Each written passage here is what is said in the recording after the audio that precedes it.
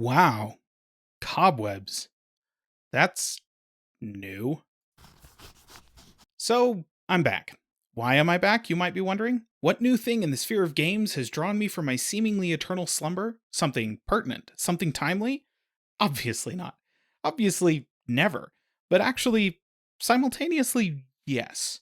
Something more pertinent now than it has been for years, honestly, given the sheer levels of economic uncertainty and the rapidly rising cost of engaging in gaming as a hobby. I've had a single question rattling around my brain the past few months. How free are free to play games, really? See, I've been what you would call a casual PC gamer since, I don't know, 1996 or so. During that entire time, I've played video games on a computer primarily, and that remains true today. I've had a Steam account since Steam was just Valve stuff. I started playing games on Battle.net in about 2005, and I think I was 5 or 6 when I formed my earliest memories of playing games on the old family Atari ST. Right around the time my peers were forming memories of the SNES, I was deeply internalizing the soundtrack for the ST port of LED Storm.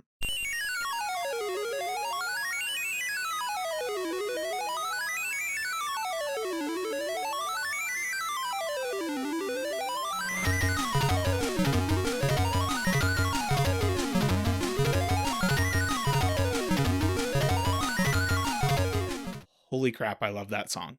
So it's fair to say that I have a decent library of games. The first game I ever owned for myself was Age of Empires, if we don't count shareware like the early levels of Descent or that copy of Chex Quest I pilfered from a box of cereal. The 90s really were beautiful in their own way. And unlike my SNES peers, it was easy to keep all the games I purchased and, thanks to the effort of modders and emulation devs, keep playing them on newer and newer pieces of hardware.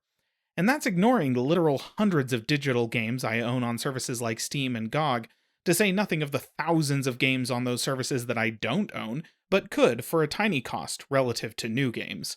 So when I start marinating on the possible effects of rising costs and floundering economy of the gaming hobby, I recognize that I do it from a position of privilege built on literal thousands of hours of unplayed games I already own and can run on hardware I already have. If you're relatively new to the hobby, or if you just don't have a ton of games, the situation is looking more and more dire as time goes on.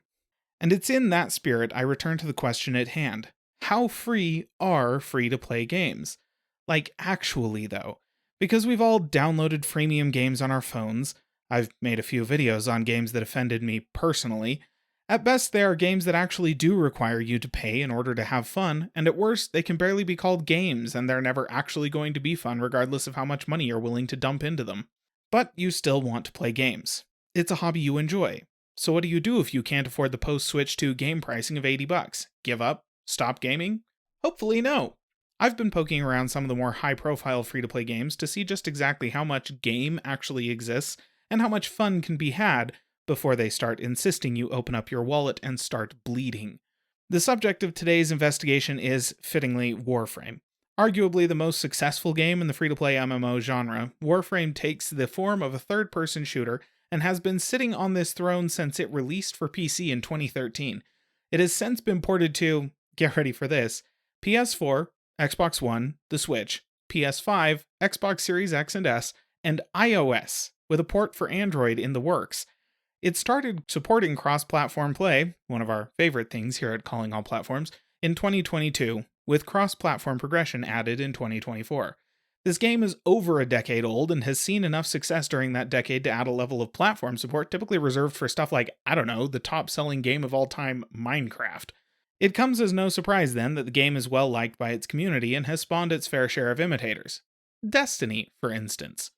But it's 2025 now. There's been over a decade of development and expansions here. How far do you get with minimum system specs and a desire to spend no money? What does the game even charge for? And how much fun are you going to be able to have? We'll start at the beginning. No, Julie, down! You've installed the game on a system that supports it. Here, I'm going in on a PS4 Pro, because despite the fact that I've already played on PC, I kind of want to see how it handles cross-platform progress, and this console generation is still, technically, supported. And on that note, I suppose it's not much of a surprise then that the PS4 runs the game just fine. Am I getting 4K out of this thing? Of course not. But then back in 2013 it was designed for 1080p anyhow. And 60 FPS? Feels more like 30. Again, not unusual for a console game of yesteryear. It looks absolutely fine though, and honestly the only thing I'd consider a performance failing is the load times, which, there's still spinning metal for storage in this PlayStation, so that's probably not the game's fault.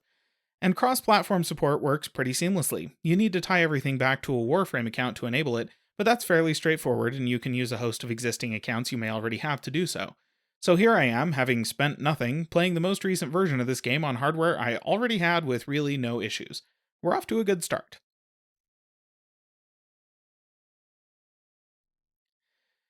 Now, given that I have to this point spent nothing, let's take a brief dive into how Warframe makes money, since they're not asking me for it, yet.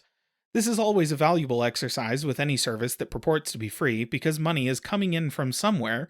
If you're not paying for the service up front, you're either going to wind up paying for it in the back, or someone else is paying for it elsewhere.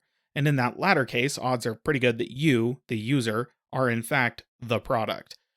Unless we're talking about the open source community, in which case the money is coming from whatever day job the volunteers are working, and you really ought to be feeling pretty grateful for their donations. And in the case of Warframe, it seems that the main moneymaker is Warframes, the psychological mech suits that you pilot in the game itself. This does, of course, open the game up to criticisms of pay to win, but let's step back a bit. First off, many of the upgrades they sell in the shop are purely cosmetic. Will you look like a scrub if you don't splash out for premium cosmetics? Probably yes, but that doesn't necessarily mean you'll play like one.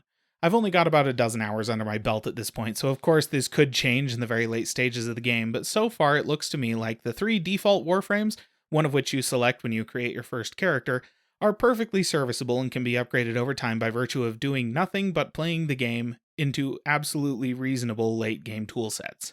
Are your options more limited if you don't buy any of the premium Warframes or weapons? Somewhat, yes, but are they worse? So far, it doesn't look that way to me. And as far as I can tell, this is, in fact, the only way Warframe is making money, by selling you content that is nice to have, but not strictly necessary to play and progress in the game. It also seems like, assuming I'm not missing something here, the vast majority of this stuff can also be bought with currency you earn in-game.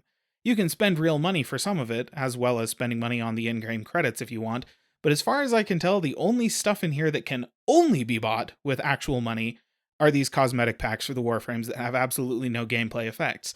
All this means that if you want to grind like a crazy person, you can unlock the premium equipment without paying at all, given enough free time, which I don't have, so I'll be unlocking exactly none of this stuff. But thanks, Warframe, I appreciate the offer. And is it possible that the PvP arena, known as the Conclave, I guess, requires you to have some of these premium upgrades in order to be competitive? Well, I suppose anything's possible. But, again, as a noob here who has actual negative levels of desire to play PvP in a game like this, so get ready to heap on that salt, I kinda doubt it.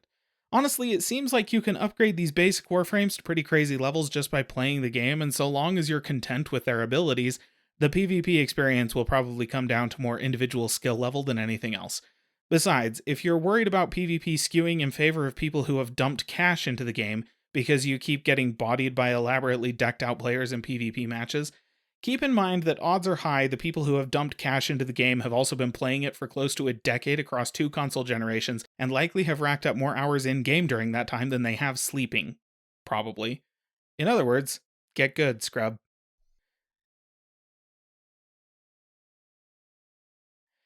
Short answer? Yeah. The gameplay here is really solid. Missions don't feel particularly special, at least in what I've played of the game so far, and generally you're doing a lot of variations on run down a bunch of halls massacring waves of faceless minions, which would really suck in a Baldur's Gate game, but the actual point of this third-person action game is the action and movement, which feels super good. And of course, you have the co-op fireteam aspect of the game, which if you can get in some time with your friends will certainly help mitigate the lack of variety in the missions themselves. And while of course I think it's a strike against a game to require friends to liven things up, it's a lot less of an issue here because of how the game costs nothing. And hey, I wouldn't be the video game story guy if I didn't at least mention the lore on display here. Of course the combat and looting gameplay loop is going to be the main draw, but there is a surprising depth to the world Warframe takes place in. It remains to be seen how much of that depth is revealed naturally through gameplay as opposed to stuff you read in item descriptions or on wikis while you're researching your loot, but there's plenty for them to work with, and I can at least confirm the team building the game care about it enough to commission these absolute bangers of diegetic songs to sprinkle into the game here and there.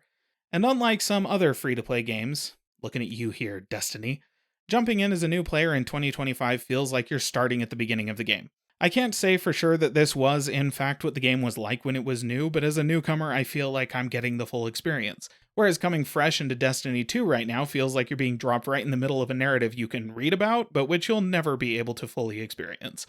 So that's another win for Warframe over its competitors, regardless of whether you've got a bunch of friends to play with.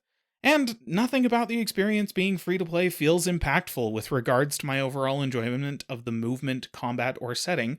So if you like fast-moving third-person hack and slash or gunplay, not only do I think you'd enjoy this game, but I honestly think you'd be able to do so absolutely free of charge on hardware that's frankly kind of archaic. Like at this point, Sony is talking about a PS6, and I'm over here on a PS4 Pro having a grand time. Or, well, as grand a time as I can ever have using a controller to shoot guns. Honestly, kind of feels like trying to roast a hot dog over a birthday candle whilst getting kicked repeatedly in the nards by a kangaroo. So if you'll excuse me, I'm gonna move back to my PC.